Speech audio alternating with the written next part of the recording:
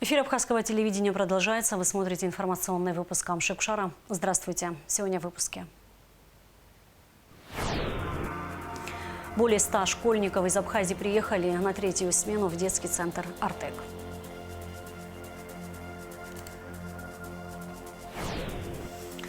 Проблемы детской психиатрии и пути их решения обсудили в Сухуме.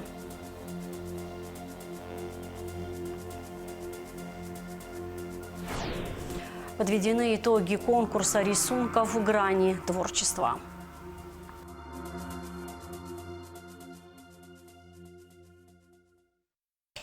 Исполняющий обязанности президента Республики Абхазия Бадра Гунба направил поздравительный адрес председателю московской абхазской диаспоры Беслану Агрба по случаю его дня рождения. Ваша деятельность служит ярким примером преданности интересам нашей Родины. Благодаря вашим усилиям укрепляются культурные и гуманитарные связи между Абхазией и Россией. Сохраняется национальная идентичность соотечественников за рубежом, а также реализуются важные инициативы, способствующие развитию двустороннего сотрудничества, говорится в поздравлении. Завершился прием заявок на участие в конкурсе команды Абхазии. Всего было подано 3293 заявки. Одновременно с регистрацией завершился и первый дистанционный этап тестирования. До 30 марта участникам конкурса предстоит пройти еще один тест на оценку управленческого потенциала. В топ-3 отраслей, в которых работают участники, вошли государственная и административно-хозяйственная работа, образование и молодежная политика, экономика и юриспруденция. Достаточно большое количество заявок поступило от представителей таких отраслей, как спорт и туризм, здравоохранение, медицина, информационные технологии, телекоммуникации и связь.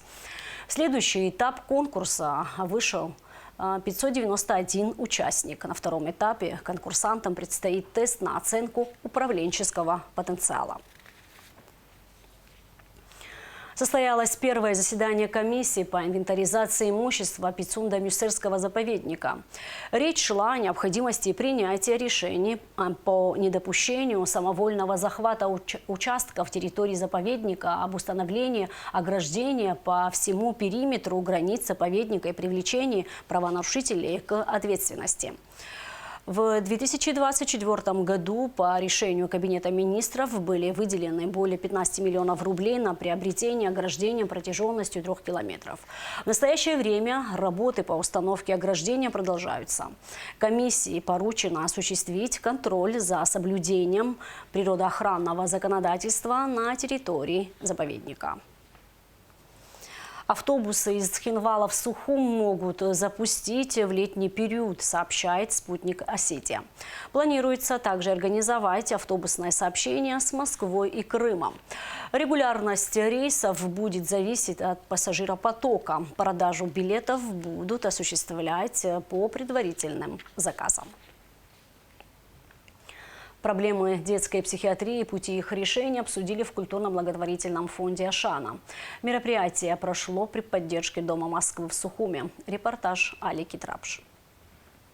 Детская психиатрия представляет собой одну из наиболее проблемных областей современной медицины. Это обусловлено ростом ментальных нарушений у детей и подростков, недостаточной поздней выявляемостью этих расстройств, диагностическими трудностями. В нашей стране немало детей с различными психоневрологическими заболеваниями. В то же время в республике отсутствует психоневрологическое отделение, где бы могли пройти необходимый курс лечения дети с такими проблемами.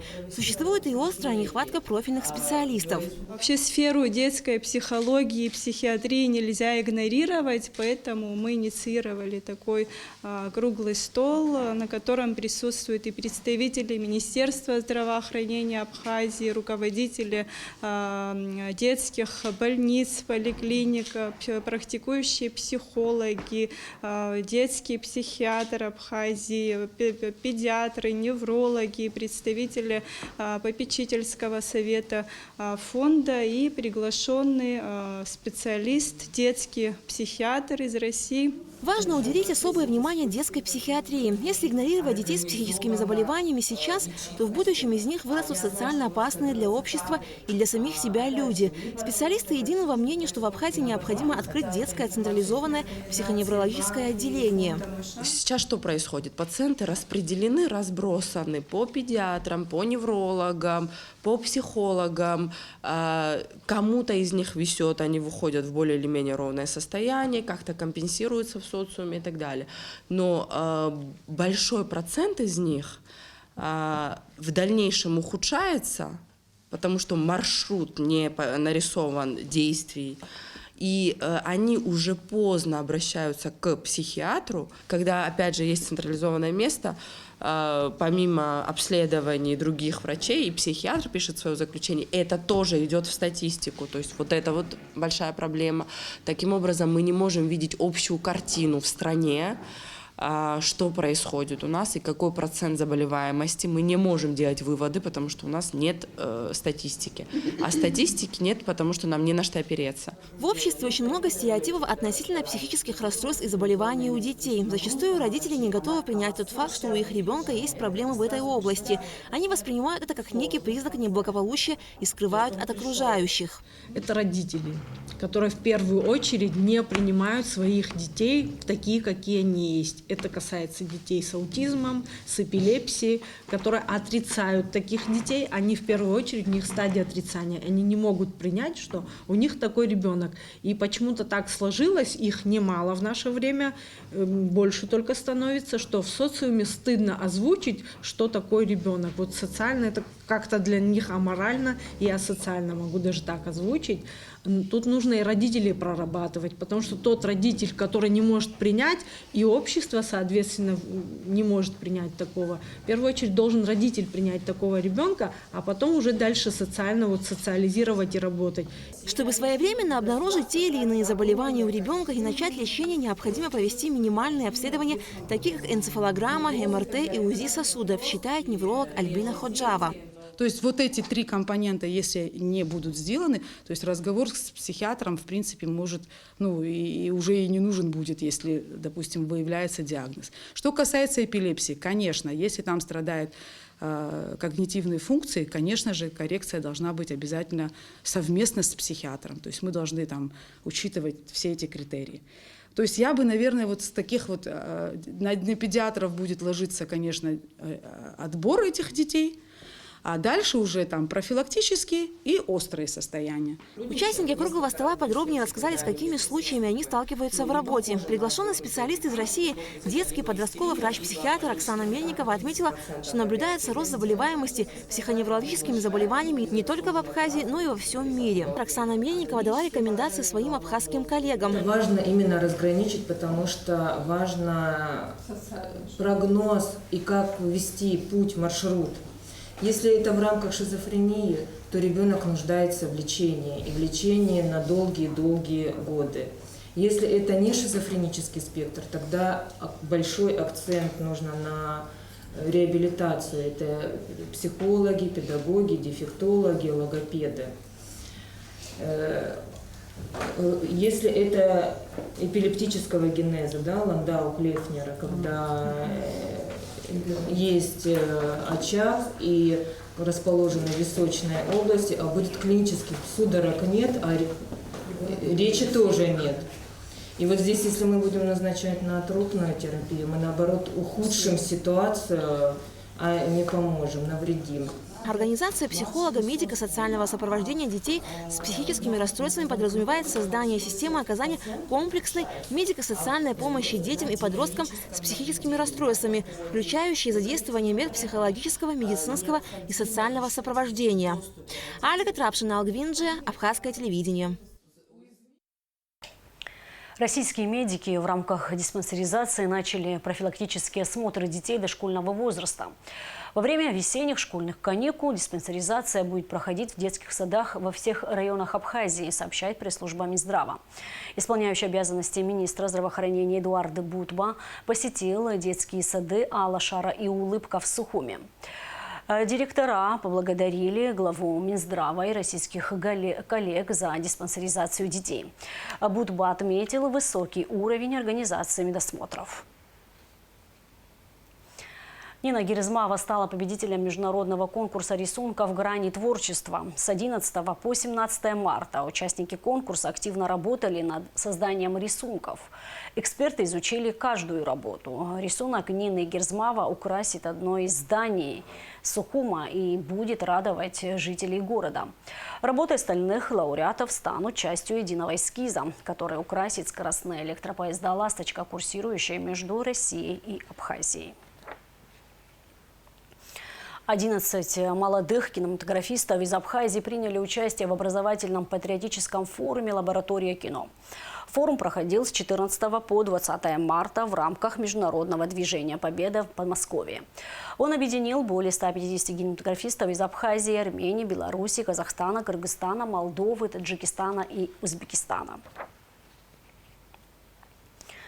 Школьники из Абхазии проводят смену в Артеке. На этот раз в Артек поехали более 100 школьников нашей страны. Решение о выделении дополнительной квоты было принято в рамках договоренности между Министерствами просвещения Абхазии и Российской Федерации. Путевку в Международный детский центр получили активисты, победители Олимпиады и спортсмены. О том, как проходит смена наших детей, в материале Шазины Ханагова. Более 100 школьников из Абхазии приехали на третью смену в Международный детский центр «Артек». Путевку получили активисты, победители Олимпиады, спортсмены. Каждая смена 2025 года юбилейная. Весь год в «Артеке» будут праздновать столетие Международного детского центра. И ребята из Абхазии стали участниками этого масштабного праздника. Здесь они незабываемо проводят время и заводят новых друзей. Ведь дружба, зарожденная в «Артеке», останется с ними на всю жизнь. В Международный детский центр приехали ребята, у которых есть достижения в самых разных сферах. Александра Александрова попала в «Артек» как активистка. Она активно участвует в жизни школы и различных олимпиадах. Я попала в лагерь морской, в 7-й отряд. 7-й отряд – это диджейнг. Здесь мне очень нравится. Коллектив просто шикарный, вожатый, с нами на одной волне. Здесь очень круто. Я очень рада, что мне выпала такая возможность попасть сюда. Честно, вот я даже не представляла, что когда-то я смогу сюда попасть. Это была как моя мечта. В «Артеке» дети знакомятся с историей и традициями Международного детского центра. В этом им помогает масштабная программа и различные образовательные пространства. В Музее истории ребята узнали, как лагерь, состоявший из 4 брезентовых палаток, в 1925 году стал крупнейшим детским центром в мире.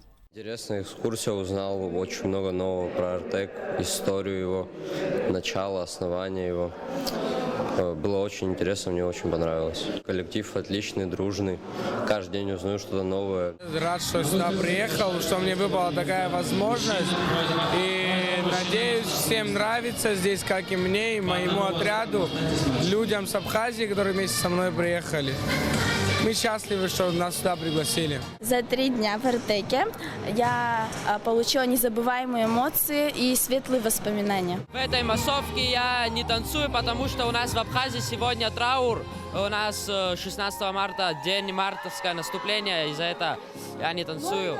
Ну, «Артек» мне нравится то, что уважительно относится к детям, и тут очень много чего, где можно повеселиться. Особенностью образовательной программы «Артека» являются профильные отряды. В них дети на протяжении смены занимаются определенным видом деятельности. Ребята из Абхазии проводят смену в туристических, морских, танцевальных, театральных и других отрядах. В «Артеке» мне очень нравится, я попал в 9-й отряд туристический, мне здесь очень нравится, здесь очень у нас хороший коллектив, дружный, у нас профиль есть, мы тут лазаем по скалам, также у нас переправа, изучаем карту. Раньше я не интересовался туризмом, но теперь хочу заниматься после «Артека». В «Артеке» мне очень нравится, я вообще очень рада, что смогла попасть сюда. Сюда попадают только единицы, тем более с нашей страны. Программа здесь очень интересная, целый день мы занимаемся какими-то играми, учим танцы, ставим какие-то сценарии, ходим на профильные занятия. У нас это диджейнг. Мне все очень нравится. Я хочу поблагодарить тех, кто организовал эту нашу поездку, кто дал возможность нам попасть в «Артек». Главное в Артеке – это дружба. Ребята из Абхазии знакомятся с детьми из России, узнают много нового и, конечно, делятся интересной информацией об Абхазии. Они уже приняли участие во множестве интересных событий и мероприятий. Среди них празднование 11-й годовщины воссоединения Крыма с Россией. Я первый раз в лагере Артек, и для меня это большая возможность проявить себя. То есть, как мы знаем, в лагере проходят различные активности, и где можно себя проявить. И мне кажется, я сама по себе разносторонний человек, и проявлять себя в таких мероприятиях, еще и в лагере таком престижном, для меня это очень ценно, и поэтому я хочу сказать большое спасибо, что я тут оказалась и смогла также обрести новых друзей, с которыми я буду и дальше общаться после лагеря. Артек – один из символов России, флагман образовательной и воспитательной деятельности. В нем ребята находят друзей из разных государств. Здесь дети могут получить полезные знания и навыки, проявить таланты, попробовать себя в разных видах деятельности. Но самое главное – они станут частью большой артековской семьи. Впереди у ребят из Абхазии новые впечатления и яркие эмоции.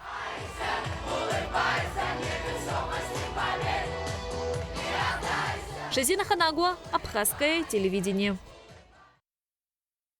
А сейчас прогноз погоды.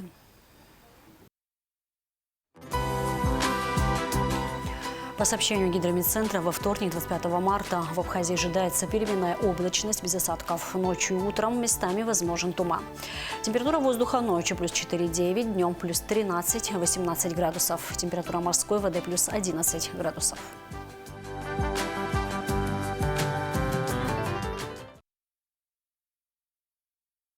На этом наш выпуск завершен. Всего вам доброго. До встречи в эфире.